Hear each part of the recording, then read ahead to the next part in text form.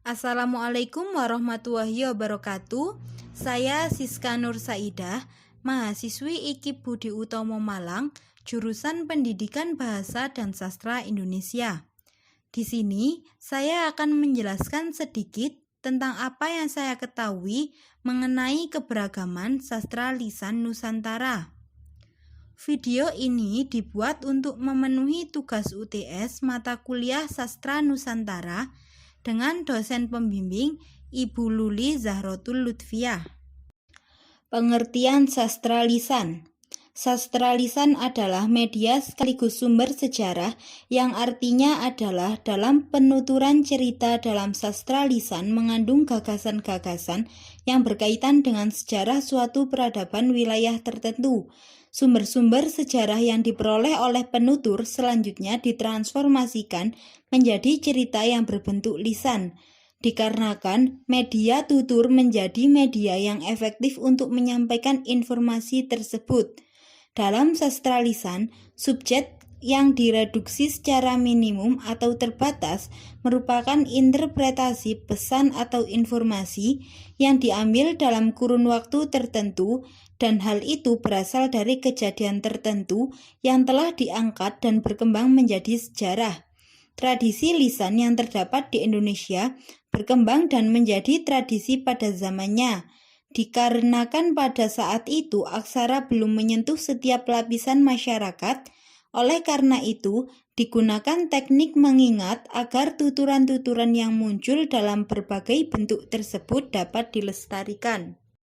Seperti yang dijelaskan oleh Taum dalam bukunya Studi Sastra Lisan adalah sekelompok teks yang disebarkan dan diturun-temurunkan secara lisan yang secara intrinsik mengandung sarana-sarana kesusastraan dan memiliki efek estetik dalam kaitannya dengan konteks moral maupun kultur dari sekelompok masyarakat tertentu.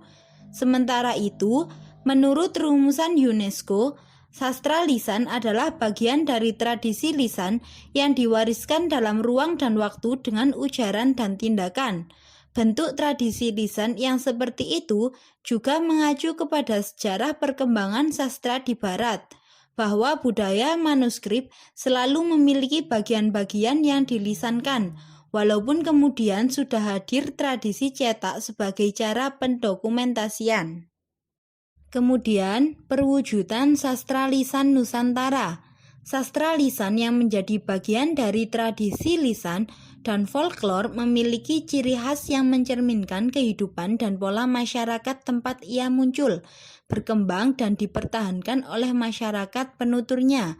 Seiring berjalannya waktu, upaya untuk tetap melestarikan sastra lisan ditempuh dengan berbagai cara. Salah satunya adalah dengan pendokumentasian secara cetak.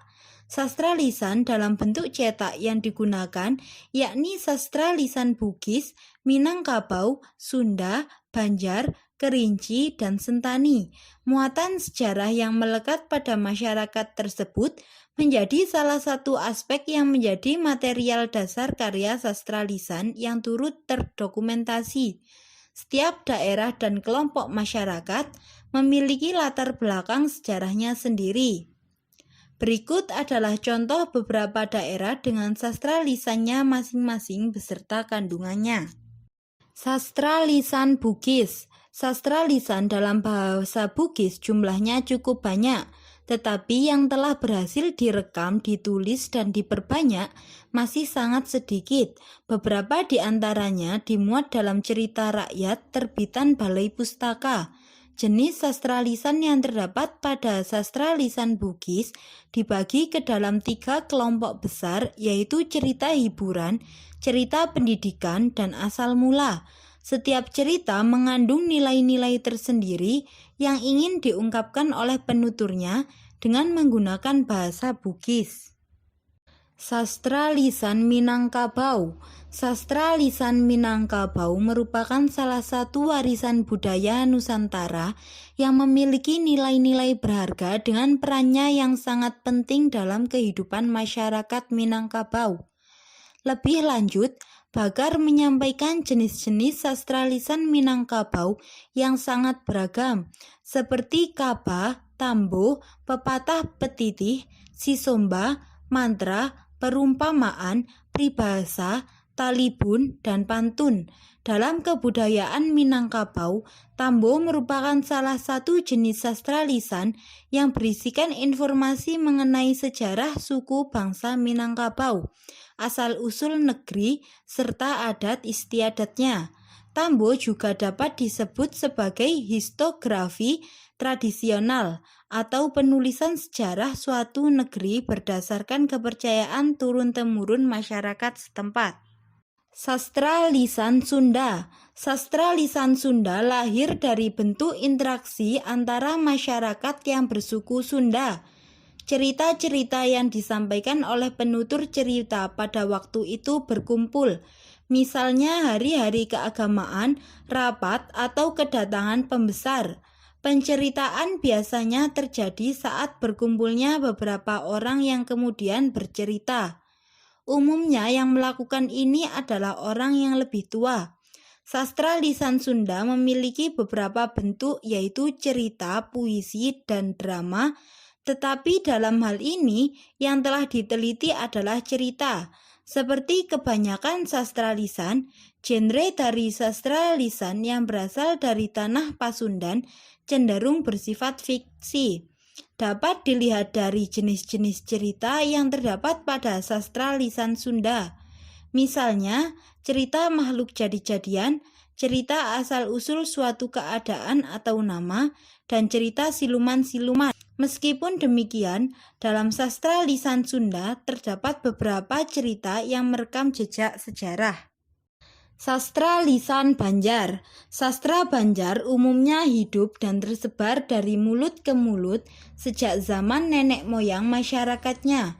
Walaupun sudah ada usaha-usaha preservasi dan pendokumentasian, hal tersebut agak sulit untuk dilakukan karena ada kecenderungan untuk mengubah, menambah, atau mengurangi sastra lisan yang ada untuk menyesuaikan dengan selera penggarapnya, sehingga kadang-kadang keaslian dari kekhasan sastra Banjar itu sendiri hilang. Oleh karena itu, dalam buku Sastra Lisan Banjar, Sunarti dan kawan-kawan merangkum sastra lisan Banjar yang didapat melalui penelitian, diantaranya adalah kisah mengenai asal-usul tempat, asal-usul benda, legenda, cerita humor, kisah hantu dan raksasa, pantun, puisi, syair, prosa liris, andi-andi, prosa liris, lamut, mitos, kisah-kisah datu, sage, prosa, fabel, mamanda, mahindi, dan wayang Banjar. Sastra lisan Kerinci. Sastra lisan Kerinci didukung oleh bahasa daerahnya, yaitu bahasa Kerinci. Bahasa Kerinci dipakai dalam wilayah Kabupaten Kerinci di Provinsi Jambi. Bahasa Kerinci adalah salah satu di antara keluarga bahasa Austronesia yang termasuk ke dalam kelompok bahasa Sumatera. Salah satu keunikan dari bahasa Kerinci adalah tidak pernah dikenal adanya sastra tulis. Bentuk sastra yang hidup dan berkembang adalah sastra lisan. Sastra rakyat Kerinci menurut bentuknya dapat diklasifikasikan sebagai prosa, puisi, dan prosa liris. Jenis sastra Kerinci yang termasuk ke dalam kelompok prosa seperti yang dikutip dalam Karimi adalah kanaung, dongeng, cerita penggili hati, cerita pelipur lara, cerita perumpamaan, cerita pelengah, dan kunan baru.